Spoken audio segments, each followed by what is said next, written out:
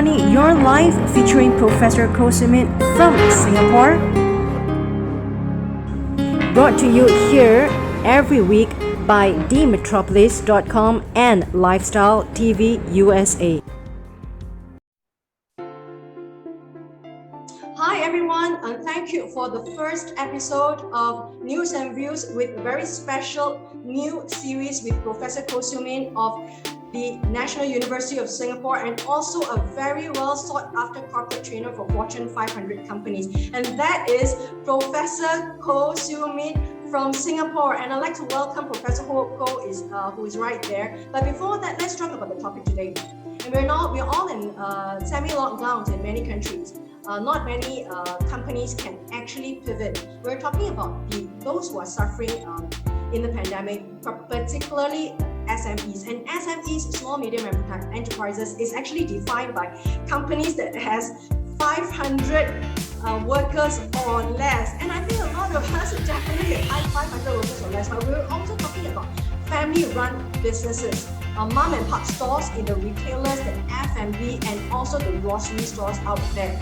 And also, we're talking about sole proprietors, auto entrepreneurs, people who are actually running a business online, or people who are just selling some things off the street. We're talking about Main Street people. Therefore, in the outset of the pandemic, we would like to give back to the community, particularly SMEs, micro enterprises, mom and pop stores, and also we're talking about the sole proprietors and the auto entrepreneurs online whom are struggling if they are not able to pivot. And you know, sometimes it's so hard and so difficult for them, because if they are not financially trained, they might find that at the end of the year, after working so hard, they find that, hey, I don't have money.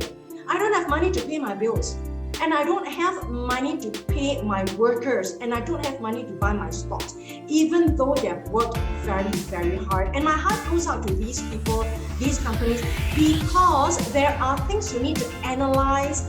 There are things that you need to unpack in your businesses financially. So look at how healthy should you stop a business, should you close a business, or should you move ahead, and how should you do your cost measurement. So today we're going to make this very easy, very basic from Professor KOH, who's with us from Singapore, to all the viewers worldwide, especially America viewers who are with us. And no matter where you are from, you could be running a business now, but you could be running a business later. This would mean a lot to a lot of people. We're talking about the three legs of the financial statements: the business, the balance sheet, and the profit and loss statement. But even before we talk about it, it sounds like it's a big mouthful. But I think it's important, Professor KOH, that we let all these people who are viewing, wherever they are, that they don't have to fret. They don't have to sweat if at the end of the year they find that, well, you know, I still need to borrow from my friends, my neighbors. After working so hard, is it worth it? Can I go to the bank? And the bank says, no, I'm not going to lend you money if you're making losses. Remember, banks only lend to successful companies and successful people. So, you know, Professor KOH, without further ado, today she's going to talk about the three legs of financial statement. And Professor KOH, would you like to say hi to everyone and also introduce yourself in the next 30 seconds? Thank you so much, Vicky. Thank you for having me here. I am Xiumin, if you can call me by my first name. And so happy to be here to be able to share the three legs that was introduced by Vicky. I have spent many years, well, if you can count it, 33 years from the day I graduated doing lending. I sometimes call myself a legalized money lender because of the banking experience I've acquired. So I'm more than happy to give you all the tips which I have gathered from my experience all these years. After banking, I have got consultancy companies, and like what Vicky says, she's right. A lot of companies have to rush to consult so-called professionals, paying lots of money and still not knowing how to manage when they are off, you know, disconnected with the consultant. So maybe if you give me the occasion, I would like to show you in the form of a share screen, yeah, so that you can actually see, because the picture really paints 1,000 words. Yes, and Professor KOH, I think you have said it so well, and I'd like to before you dive into the financial statements again, thank you so much for sharing your wonderful time, because your every minute, it goes by the hundred of dollars. So, ladies and gentlemen, you are very fortunate, and I'm full of gratitude for her to share, particularly for the first couple of episodes is for the SMEs, some tips for you. And I do see a lot of people struggling at this time, particularly those main street businesses, retails, F&Bs, and also the grocery stores. So this is very important as a kind of pay it forward. And this is the spirit and the purpose. And I'm so glad to have Professor Koh. So Professor Koh, along the way, I've been asking you questions as a viewer myself to let you clarify certain concepts so that retail businesses can understand this video of yours. Take it away, Professor Koh. Thank you. Thank you so much. I'm just going to only show a few video slides, as and when it's the right time. Vicky will be probably asking me questions, so I welcome the question, Vicky. Yeah. All right. So like we have introduced just now, at the end of the day, if you could just liken the financial statement to a three-legged stool, it makes the appreciation of why cash flow is so important. Because very often we thought that as long as my income statement makes profits, that means I should be good. But this is where the myth is. On the income statement, it doesn't matter which order of importance. Here, I put it as second leg. It does not necessarily mean that if you make profits, you have cash. And we all know in the business world, cash is king. Yes. So tell us, Professor. I will be able to show you a typical profit and loss. All right, arbitrarily, it doesn't matter how big or how small your business is. It could be 100,000 a year, 10,000 a year. At the end of the day, we want to know whether this business is sustainable. So we can talk until the cow come home about, it's supposed to be profitable, but why is it that I can't see my cash? So that is the crux of the matter. It's actually about cash flow. So if you can see what is on the screen now, a businessman thought that after paying all these expenses, they have made a net profit of 15 cents per dollar, which means they make a good 15% for profit margin. Little did they realize that they have got too many stocks that are stuck too much money that is stuck in the inventory. So maybe today I take the opportunity to just show business owners who used to think that if the asset of a business is what you own versus what you owe, I think this is a passé. We should look at this part here and appreciate that a business survives not only just due to your own money, which is called equity, but it relies so much on OPM. And that stands for other people's money. So a businessman who is smart should sell all their goods on cash. But because of the business demand, you have no choice but to give credit terms. So that is when they very often get themselves into a little bit of a liquidity problem, because then they have to do what I call a stock up, or we call it the inventory holding. Plus, when you make a sales under what we showed you just now, which is called P&L, profit and loss, you are probably going to have what I call accounts receivables. So that's where you spend your money. Business owners, this is where you grumble why I can't see my profit and my cash, because the money is really stuck here. Yes. Raising my hand, Professor Koh, could you explain this in the context of maybe like a shop owner which actually sell women's clothes, a shop owner?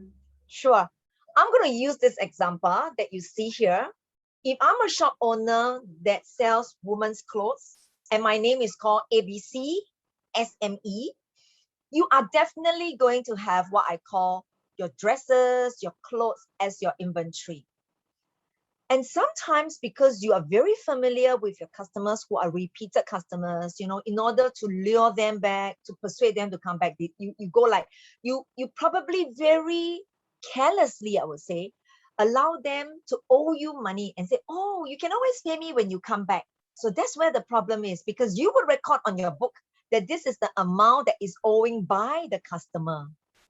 But that's where the problem is, because you probably still got to pay your rental, your salaries to your workers, you know, and all this goes on whether or not there is a lockdown, mind you. So you could be selling 0 item that day, but you continue to pay a lot of expenses called rental and utilities. Now that's where the money is stuck. Because if you could talk to your supplier and tell them that, please give me slightly longer credit terms from the supplier on the right hand side. Plus, you have very good relationship with your banker, meaning they are happy with your balance sheet and your income statement, then chances are you can increase the loans. That's where the balance sheet always balance to provide the funds from the right hand side in order to finance this left hand side. And if I could carry on, I'm going to show you an animation. Just imagine you are now a trading company. Maybe you distribute clothes. You don't have a shop, but you still need a lot of working capital. You buy your goods and you happily sell, stock up your goods. So that's where it is reflected in the balance sheet, unknown to yourself, because to you as a very sales-oriented businessman, you need to buy the stock to avoid stock outs. But you little do you know that if there's a delay in the sales because there is a lockdown, that is in Singapore, we call it a circuit breaker. And by the time you sell it, you not only did not get money, you extend yourself. The small business owner now become a small banker, financing the distributors whom he sold wholesale. That's where the problem is. So the I money. think we have a pause here, Professor, Sure. for people to absorb this. I think this is a very wonderful illustration, Professor, that you have actually given to us. You know, at this point in time, I think you have actually clarified very well. Number one, you know, as a small owner in the business sector, they find themselves in a lockdown. Their shops are closed. They are not allowed to open their shops because of government regulation. Now they passed the law. All the shops are closed, and you still have to pay the rent. And whatever utility bill, if the lights are on, you go in there, you still have to pay your rent. And if that goes on for 6 months, I think that's where the scenario we see. Businesses go bankrupt and businesses go bust. And very often, businesses that go bust affect the owners. They themselves financially go bust. Am I right, Professor KOH? Yes, Vicky, you're absolutely right. Yeah, Professor KOH, I think at this point, would you like to also add on to this illustration? You know, in Singapore, not only fashion shops, what about F&Bs? We're talking about listeners and viewers who are also trying very hard to apply your concept, so to make it really reachable to this group of people. What about F&Bs? What about those people who have this pizza store down the street? I mean, we're talking about in Malaysia, in America, you know, people just open their shops to sell pizza, to sell that fried rice. Yeah, and then when they're locked down, I think it's going to be worse because you're talking about food that is perishable, Professor, and my heart goes out to these people. Professor, would you like to say something regarding this Sure. I think, F&B? Vicky, you really touched and hit the nail on the head. You know, I was about to show you how the entire system goes through. Okay, good. All businessmen has got this risk which they face. It's not just financial, it's the business risk of when their suppliers supply them, let's say the food, and it cannot be kept for too many days overnight without being sold, because then it lacks the freshness. And if you don't order from them, they have got other people to supply to. Yes. The next round, when your lockdown is lifted up, they may have limited stock and they may not want to supply to you. So here is where, during the lockdown, all these operators should pivot their business. They may think very hard, what are the other things if I don't sell food because of the fear of, infection? Can I pivot on the same piece of retail shop? What can I sell that you think will meet the needs of the retail, of the consumers out there? And then enlarge the suppliers chain, train the workers, maybe even negotiate with them. Do you think we can take a temporary pay cut? Because I find that in my course of giving consultancy services, they often put this reduction in expenses at the back of the mind. They didn't implement. Yes, they Sure. should just cut, because as a businessman and also people working in there, they should be nimble. Look, our president, Madam Halima Yacob, took a pay cut. Our prime minister took pay cuts during the very difficult time in 2020 during the circuit breaker. Why is it that a business owner who is supposed to be able to pivot, supposed to be able to be flexible and creative, they should do step number one. These are variable costs which they can cut back and then hold less stock. Okay, so very good. I think we should hold less stock and also take whatever cost cutting measures in terms of including pay cut for your workers and pay cut for yourself. You got to have a pay cut. If not, you can't survive. We're talking about very little cash in the piggy bank. We're talking about breaking the piggy bank, and sometimes you break the piggy bank, there's no money. So in order to tide through, I think Professor Koh, you have put it very, very aptly and importantly. Number one, cost measurements should not be at the end, but they should be the first. When you look at, before you even pivot, look at the internal financial measures. What can you do as a business owner? I think you've talked very well. Let's go back to your slide. Thanks for that, Professor. Sure. So if I could continue, you will realize that if there's no more demand for my food, how about I can do online? Technology is ever ready. I mean, just take my business as an example. I can visit my clients who are my consultancy customers. So I'll do a video call, I'll do a Zoom, a Microsoft Teams, so that I continue to keep in touch with my customer. These are customers and what I call my lifeblood. The entire diagram you're looking at is really the heartbeat, the business cycle, and the lifeblood of my business. There are dollars and cents. I have to ensure that just as my heart needs to beat every single second, this thing has to go on beating. So Yes. I have to create the demand for either my food online delivery. So I can now have to pivot my workers. They are no longer serving me helping to serve customers in the restaurant. They have to maybe get a license to drive a bike, get a license to drive a car, and they will make themselves so useful. Yes, I think we are getting a lot of free consultation from you right now. Professor Koh, thank you so much. I'm so fascinated by your your PowerPoint slides. I don't think we should let that go. Let's continue with the PowerPoint slides, and Sure. let's go to this full circle for the benefit of our viewers. Thank you so much. I love this PowerPoint slides. Yeah, will show you in very, very certain terms that even if you successfully sell your goods and you fail to acknowledge that cash on delivery is most important during bad times. It is really okay to deny a sale when it is not cash on delivery, because I would rather not do a credit sales I see. than to suffer from bad debts. Okay, point. Okay, ladies and gentlemen, please listen up. You rather sacrifice a sale if it's not in cash terms, if you are in that very severe situation, so that you do not become a banker for these customers. Yes, precisely. Wonderful. Yeah. Let's continue, Professor. You know, during this very difficult time, even the bankers have difficulty when they were trying to evaluate who to lend to and not who to lend to.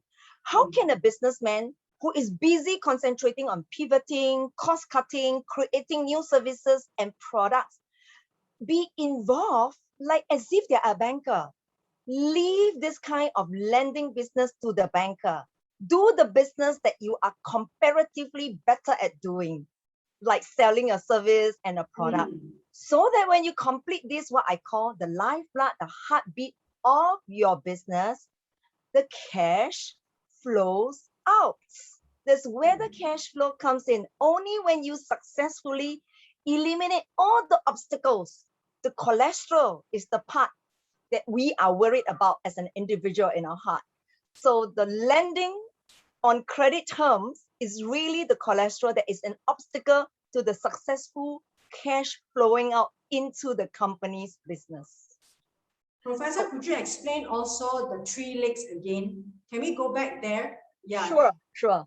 The 3 legs are very important because many times we remember to make money, but this money here is really not the real money because I can call it an accounting profit. Accountants thought that when I make a sale on credit, I would successfully complete my operating cycle, which you saw just now. But lo and behold, because of the nature of the business, you may end up stocking up and working very hard to collect the money. So don't order too much stock because the stock actually uses up the money. This one, you spend cash on. Try to order only just in time. You know, in Singapore, we have this thing called build to order, which means we build our public housing only when I'm very sure I have an order. Then you save cash there.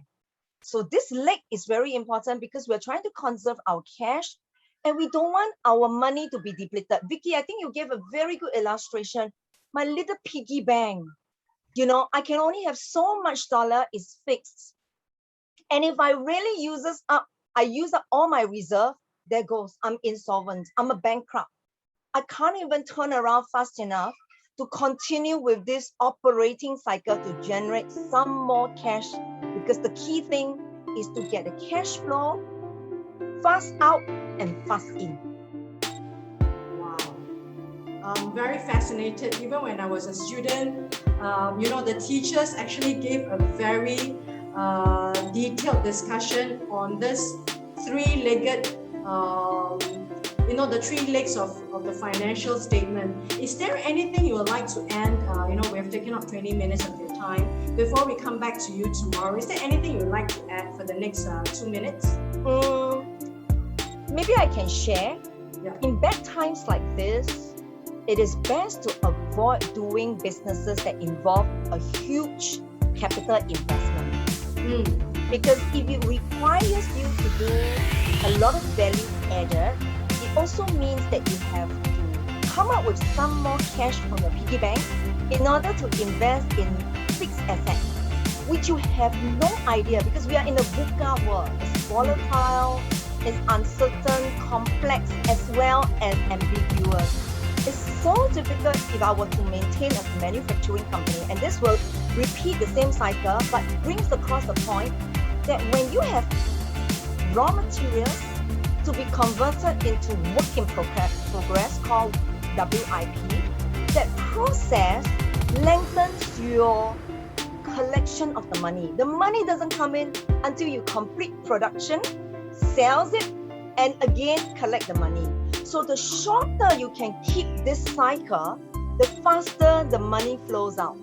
And there you go, the money really will take a longer time. And meanwhile, you may be sued by your supplier or other creditors whom you owe money to. You can't even complete the operating cycle. So from the risk perspective, do things that you are nimble, you are very comfortable with, and then leverage on this quick turnaround time. Yeah, thank you so much, Professor KOH, for giving us such a wonderful example and such a wonderful Professor Ko, are you here with us? Yes, Yeah. I'm still here. Okay. Yes. Thank you so much, Professor Ko, for Thank having you. for having you in this very important tip for these small companies, because this tip is so important, Professor Ko. We don't underestimate these. We don't underestimate these times whereby small companies are actually going bust. So tomorrow we actually will continue our second episode, and before going it into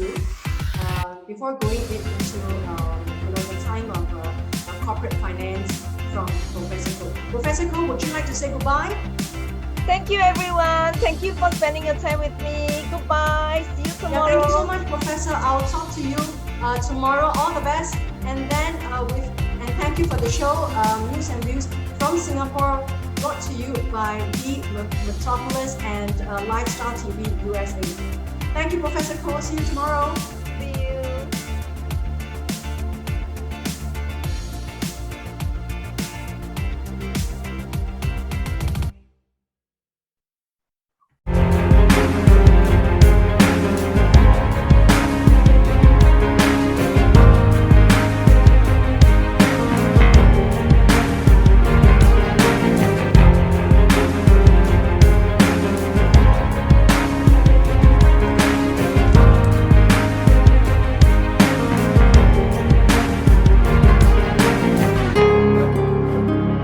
Your Money, Your Life featuring Professor Ko from Singapore. Brought to you here every week by themetropolis.com and Lifestyle TV USA.